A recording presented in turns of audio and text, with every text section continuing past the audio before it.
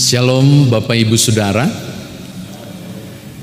Bapak Ibu dimanapun saudara yang bisa menjangkau siaran ini melalui kanal YouTube, saya kira bolehlah saudara masing-masing di rumah untuk berjabat tangan kanan kiri, memberi salam damai sejahtera, karena masing-masing kita dalam posisi aman di rumah masing-masing.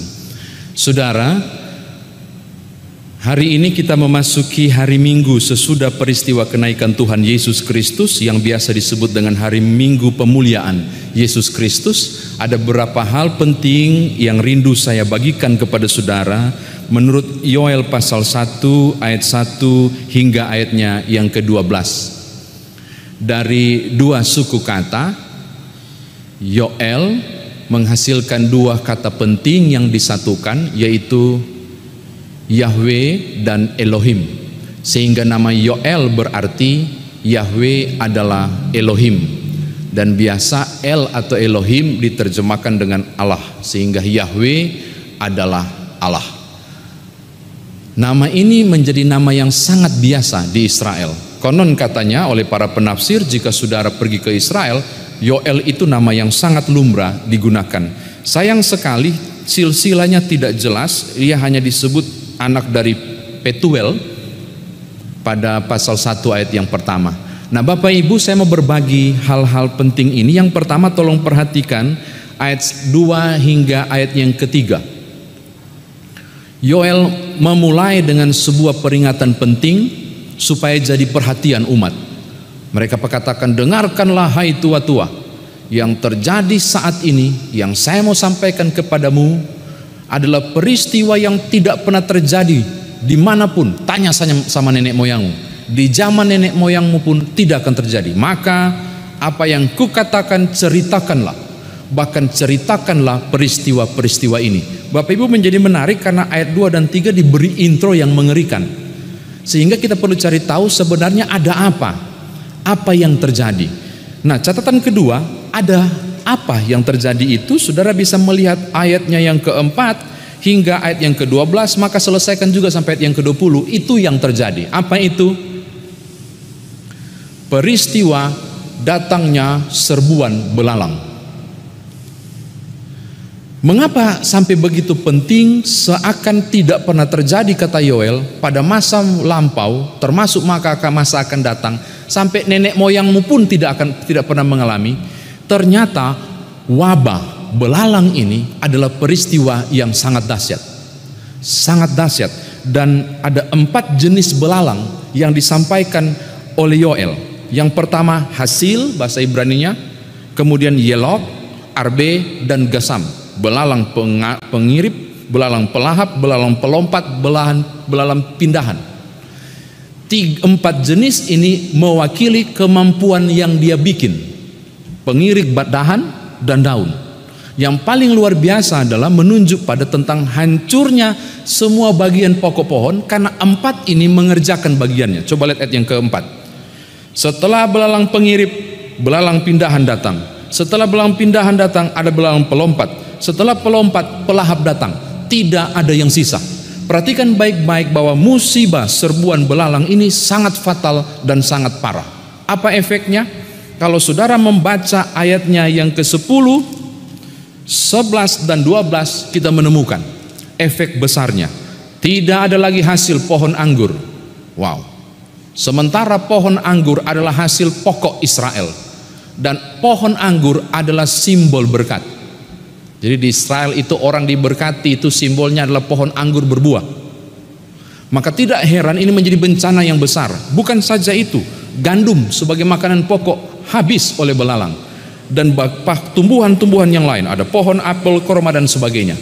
Tidak heran serbuan yang dahsyat itu digambarkan oleh Yoel. Lihat ayat 6, bagaikan sebuah bangsa. Saya terkejut karena dia menggunakan sebuah bangsa. Teks aslinya Goyim.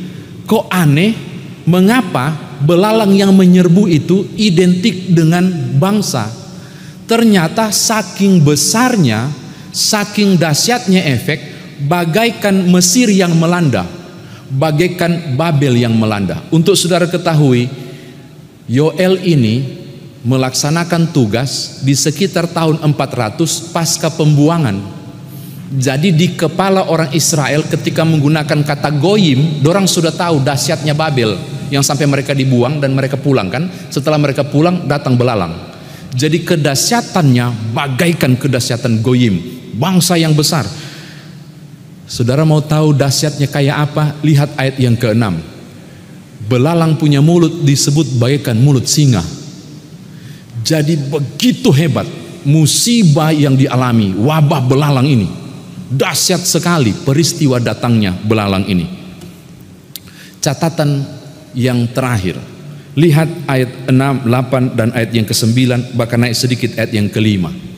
Ketika kondisi ini terjadi, ketika semua sudah terpuruk, tidak ada lagi penghasilan dari anggur, hasil panen dari gandum pun hancur musnah, bahkan orang yang pemabuk pun tidak bisa mendapatkan anggur baru.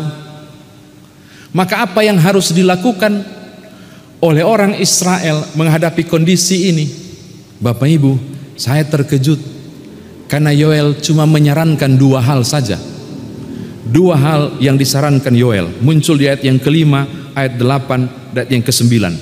Merataplah dan berkabunglah. Wow. Merataplah dan berkabunglah. Beberapa minggu yang lalu kita telah membaca kitab Ratapan. Dan saya sudah mengatakan tentang apa arti ratapan dan apa arti berkabung. Dua suku kata yang tidak bisa dipisahkan. Israel ketika berkabung, mereka akan mengambil debu dan menyiramnya ke tanah sebanyak mungkin. Merobek jubah dan pakaian mereka. Orang Manado bilang baojo dorang di tanah. Baru mulai menangis di hadapan Allah. Itu meratap. Berkabung adalah taruh debu, merobeknya, dan berteriak kepada Allah dengan tangisan, yaitu ratapan. Jadi yang harus dilakukan oleh Israel di kondisi ini cuma dua hal itu. Kata meratap dan berkabung, satu kata saja, berdukalah. Itu aja. Apa yang terjadi? Berdukalah. Apa yang terjadi? Berkabunglah. Apa yang terjadi? Merataplah. Tidak ada solusi. Wabah itu tetap datang. Belalang itu menghancurkan seluruh kehidupan bangsa itu. Dan tidak ada lagi jalan keluar. Kengerian melanda Israel pada waktu itu. Tadi saya bilang ada 3. Terakhir Bapak Ibu, saya penasaran, dosa apa sih yang dibikin oleh Israel sampai Tuhan kirim serbuan belalang loh yang dialami.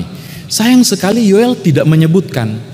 Tapi kalau Bapak Ibu periksa di kitab Maleaki tentang kisah mereka sibuk membangun rumah sendiri, bait Allah nggak rampung, bisa jadi Tuhan cemburu soal itu.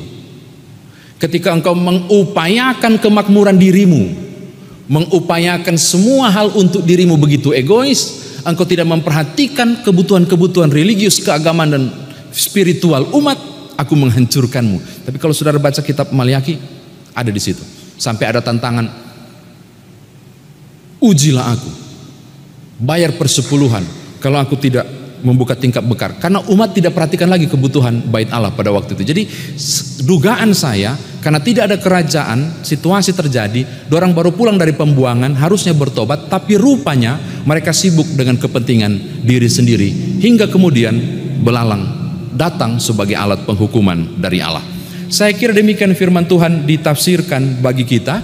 Nah sekarang bagaimana firman Tuhan ini saudara dan saya bawa dalam kehidupan beriman kita. Yang pertama Bapak Ibu, beberapa waktu yang lalu saya pernah merujuk Wahyu pasal 3 ayat 19. Orang yang kukasihi akan kutegur dan kuhajar. Dengan kata lain, hukuman tidak selamanya menunjuk bahwa Allah membenci umatnya. Tapi hukuman adalah cara Tuhan mengasihi umatnya. Tapi di sisi lain juga ternyata hukuman adalah hukuman oleh karena perbuatan dosa. Setiap tindakan yang keliru dan salah, konsekuensi logisnya adalah mendapatkan hukuman dari Allah. Maka hal yang pertama yang mau disampaikan kepada Bapak Ibu di hari Minggu sesudah kenaikan Yesus Kristus yang kita peringati sebagai hari Minggu pemuliaan Yesus Kristus ini, mau mengajak kepada Bapak Ibu dan saya pada hal penting ini. Rupanya hukuman 70 tahun itu tidak membuat Israel jerah. Rupanya pasca pembuangan ketika mereka sampai ke sana, dosa terulang lagi. Sehingga harus lagi Tuhan mencemeti dan menghajar mereka supaya mereka terbentuk kembali kepada kebenaran. Maka hal yang sama saya mau katakan kepada Bapak Ibu Saudara.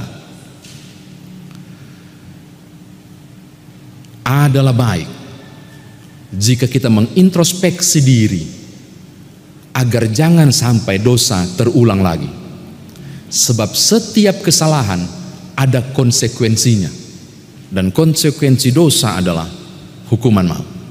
Kita bersyukur beberapa waktu yang lalu Yesus kita peringati sudah mati, bangkit, dan sekarang naik ke sorga. Penebusan sudah terjadi. Tidak berarti membuat engkau dan saya bebas berbuat dosa. Karena ternyata pasca pembuangan pun mereka selesai dibawa pulang, dosa terulang, dihukum oleh Allah. Ini hal yang pertama. Yang kedua, Bapak Ibu, untuk saudara ketahui bahwa Yoel pasal 1 ayat 1 sampai 12 ditentukan oleh Departemen Teologi waktu itu beberapa bulan sebelumnya. Kita tidak pernah tahu ada COVID-19 waktu itu ketika GPIB menentukan bacaan ini. Tapi itu yang saya mau katakan, bahwa tidak pernah kebetulan bacaan ini muncul di kondisi COVID-19, di kondisi kehancuran finansial. Ketika pohon anggur dan gandum saudara dan saya hancur total. Ketika segala sesuatu dari bangsa ini tidak pulih-pulih. Kita udah tunggu cukup lama. Dunia ini sedang mengalami kondisi terpukul luar biasa. Bagaikan belalang yang memporak-porandakan seluruh sendi kehidupan bangsa ini dan dunia ini. Maka apa yang mesti saudara dan saya buat dan lakukan? Saya kira anjuran Yoel ini perlu dilakukan oleh Peniel Palembang.